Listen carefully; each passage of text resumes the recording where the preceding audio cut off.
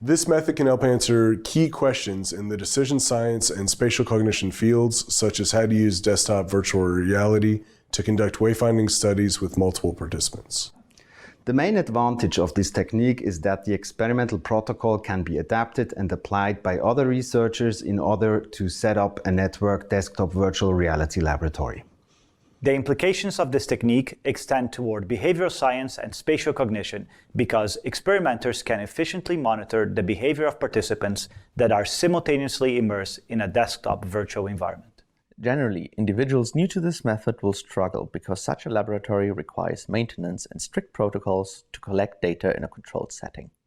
The visual demonstration of this method is critical because of difficulties associated with multi-user desktop virtual reality experiments, such as setting up the experiment and managing participants.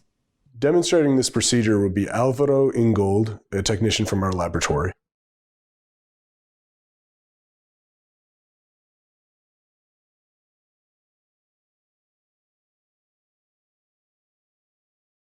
Begin by turning on the server and the lights in the control room of the lab. Set up the testing rooms according to the required number of participants.